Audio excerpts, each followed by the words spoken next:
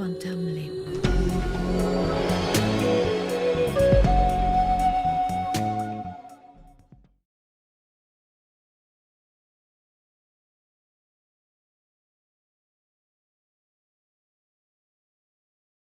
Ben Swann, dans cette émission, La vérité dans le média, revient sur le décès douteux de la scientifique Brandy Vaughan, ainsi que sur les problèmes qu'a rencontré le médecin Scott Jensen pour avoir donné son avis sur la crise du coronavirus. Une ex-représentante pharmaceutique des laboratoires Merck qui s'est ensuite ardemment employée à informer les gens sur la vaccination est soudainement décédée d'une manière très étrange. Brandy Vaughan est un nom que vous ne connaissez peut-être pas, mais cette femme qui travaillait pour l'entreprise pharmaceutique Merck est devenue une importante porte-parole du mouvement pour l'information quant au vaccin et contre l'obligation vaccinale au niveau national. Elle a été retrouvée morte il y a quelques jours, mais ce qui est intéressant ici, c'est que je l'ai rencontrée il y a presque 2 ans lors d'une conférence au Mexique, au cours de laquelle elle m'a justement parlé de personnes qui s'étaient exprimées contre l'industrie pharmaceutique et qui étaient décédées de façon soudaine et mystérieuse, et aussi d'une série de suicides mystérieux. Nous allons parler de Brandy Vaughan et aujourd'hui, nous allons discuter avec Scott Jensen. Ce sénateur du Minnesota a été fortement censuré pour ses commentaires sur le Covid et son droit d'exercer la médecine a aussi été attaqué. J'ai vu les faux conseils qu'on nous a donnés sur la façon de remplir les certificats de décès et j'ai dit « mais c'est juste n'importe quoi ». Et puis en mai, j'ai été critiquée par des collègues du Sénat qui m'accusaient de banaliser la situation. Je ne cherchais pas du tout à banaliser quoi que ce soit. J'ai essayé simplement d'avoir une perspective raisonnable. Et puis en juin, juillet, août, septembre, j'ai passé mon temps à défendre ma licence de médecin. Voilà ce que nous allons voir aujourd'hui. Je suis Ben Swann et voici la vérité dans les médias.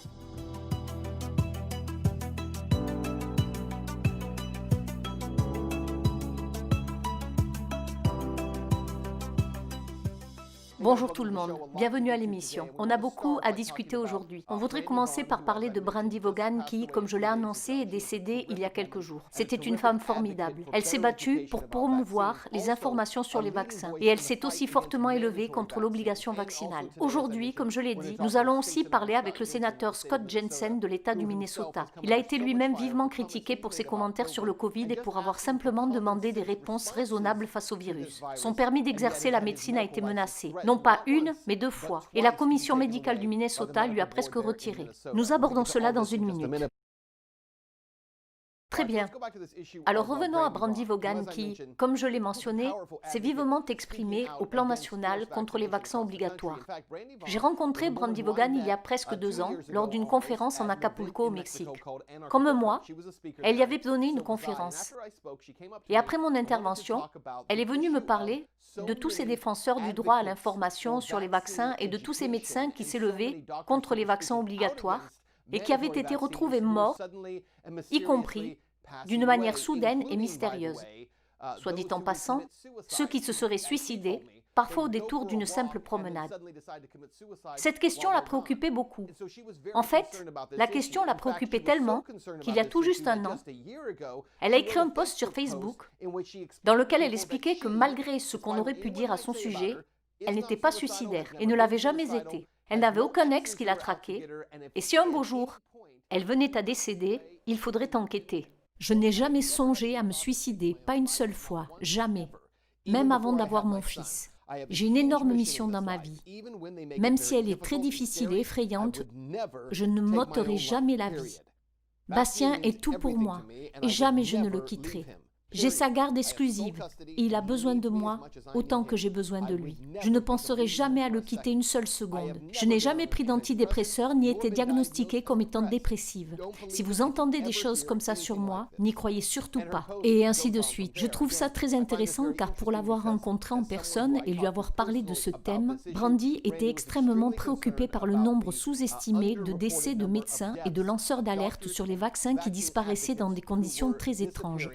Aujourd'hui, il faut dire que la mort de Brandy elle-même fait actuellement l'objet d'une enquête par le bureau du shérif de Santa Barbara. Le bureau du shérif du comté de Santa Barbara a annoncé lundi une enquête sur la mort soudaine de Brandy Vaughan, célèbre lanceuse d'alerte dans le domaine de l'industrie pharmaceutique et contre les dangers des vaccins, décédée le 7 décembre. Un porte-parole du bureau du shérif a déclaré dans un communiqué que les enquêteurs ne détermineraient pas la cause du décès de Vaughan avant d'avoir effectué l'examen toxicologique en cours, processus qui prend normalement 4 à 6 semaines. La mort de Brandy a d'abord été signalée comme résultant complications issues de la vésicule biliaire. Mais beaucoup de ses amis et de co-militants du mouvement soupçonnent un acte criminel. Ces soupçons se sont multipliés en raison d'une vague de décès mystérieux, souvent violents, parmi les pratiquants de médecine alternative et intégrale ces dernières années. En réponse à cette tendance, Brandy a publié sur Facebook, presque exactement un an avant sa mort, un message dans lequel elle déclarait « Si quelque chose devait m'arriver, je me suis arrangée pour qu'un groupe de mes amis proches engage une équipe de détectives privés pour révéler tous les détails. Je ne connaissais pas vraiment Brandy, mais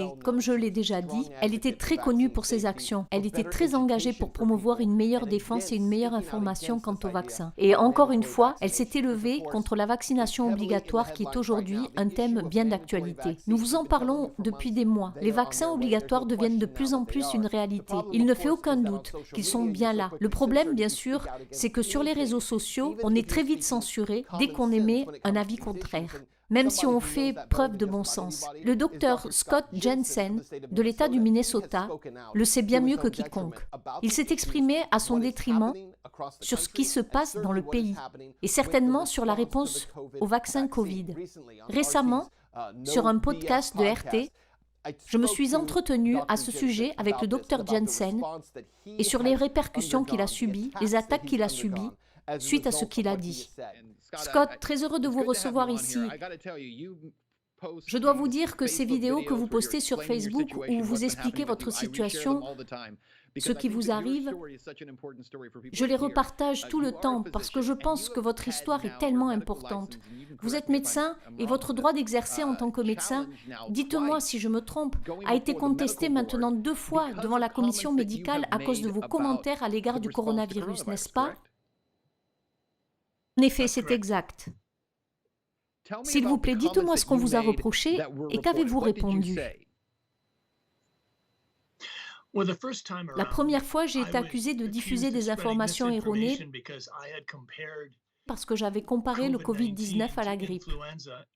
D'une manière d'ailleurs similaire à ce qu'ont fait le Dr Fauci et le Dr Mike Otterholm au Minnesota, ce qui m'a étonné. J'ai aussi été accusé fin juin d'avoir donné des conseils imprudents, ce qui a été rejeté fin juillet. Puis en août,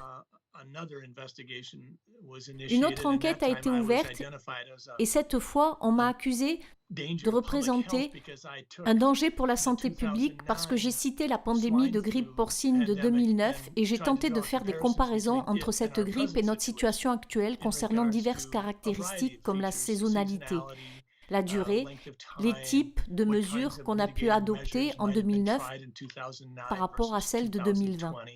Et pour cette raison, j'étais un danger pour la santé publique. Et puis cela a été rejeté en octobre. Donc pour l'instant, je suis heureux de ne pas être inquiété. Si vous émettez un avis contraire par rapport à ce que les réseaux sociaux jugent acceptable, si vous dites quelque chose de contraire à propos du coronavirus, vous êtes immédiatement non seulement censuré, mais aussi menacé dans votre capacité à générer votre gagne-pain, dans votre capacité à pratiquer la médecine. On s'est tellement dressé contre le fascisme, et tout ceci est tellement fasciste. Je suis tout à fait d'accord avec vous. Je pense qu'en mars, j'ai été attaqué par des bureaucrates qui disaient que je minimisais l'impact du Covid-19. J'essayais simplement de replacer les choses dans leur contexte. Dans notre pays, je pense que beaucoup ne se rendent pas compte que nous avons près de 10 000 personnes qui meurent chaque jour aux États-Unis. Une personne sur 100 meurt chaque année aux États-Unis. Nous sommes environ 300 millions d'habitants, mais 3 millions de personnes meurent chaque année. Ce ne sont pas des déclarations alarmistes, ce ne sont pas des déclarations de conspiration, ce sont des faits. Et donc, quand j'ai commencé à être critiqué en mars, puis en avril, J'ai vu les faux conseils qu'on nous a donnés sur la meilleure façon de remplir les certificats de décès et j'ai dit « mais c'est juste n'importe quoi ». Et puis en mai, j'ai été critiquée par des collègues du Sénat qui m'accusaient de banaliser la situation. Je ne cherchais pas du tout à banaliser quoi que ce soit. J'essayais simplement d'avoir une perspective raisonnable.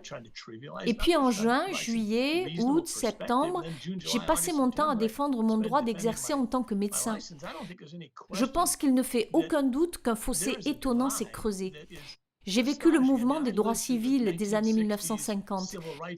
J'ai vécu la paix au Vietnam. C'est remarquable. Et honnêtement, je pense que les médecins sont fautifs. Je ne pense pas que nous ayons prôné la science. La science, c'est trois choses. D'abord, on observe, puis on évalue, puis on émet une hypothèse. Créer une hypothèse qui expliquerait ce qu'on a observé et mesuré. Et ensuite, mettre en place une expérimentation pour confirmer et démentir l'hypothèse de départ et demander à d'autres scientifiques de faire de même. C'est à ce stade que nous avons la science.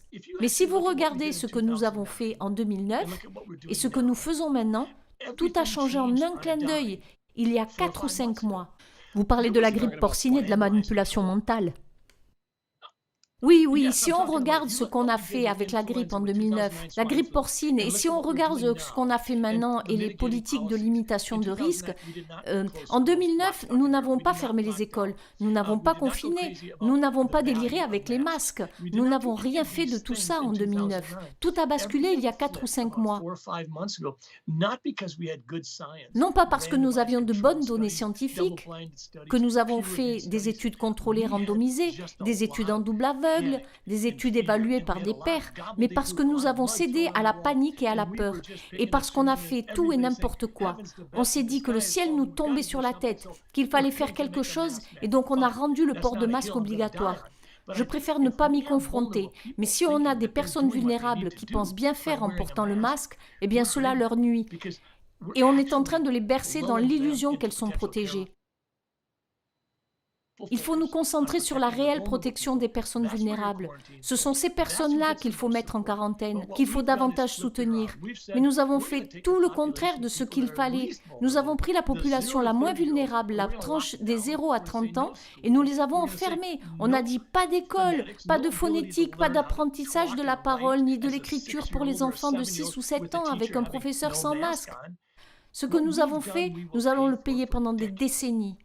Et voilà, c'est fini pour aujourd'hui. Au fait, si vous voulez que nos émissions vous soient envoyées directement, si vous êtes l'une des rares personnes à pouvoir regarder cette émission parce que, soyons réalistes, c'est diffusé sur les médias sociaux et ensuite c'est immédiatement supprimé parce que ce type de contenu n'est pas autorisé à rester longtemps sur les médias sociaux. Vous pouvez éviter le problème. Un numéro s'affiche maintenant à l'écran. Si vous m'envoyez un SMS à ce numéro, nous enverrons directement sur votre appareil mobile chaque fois notre émission. Donc en ce qui concerne le Covid, les vaccinations, si vous m'envoyez un SMS, nous pourrons envoyer ces émissions directement sur votre appareil mobile pour contourner la censure des médias sociaux. Merci de partager cette vidéo, de vous abonner à ma chaîne, d'activer la cloche, de liker. Et pour me soutenir, si vous le pouvez, il y a un lien PayPal en description sous cette vidéo. Merci, à bientôt.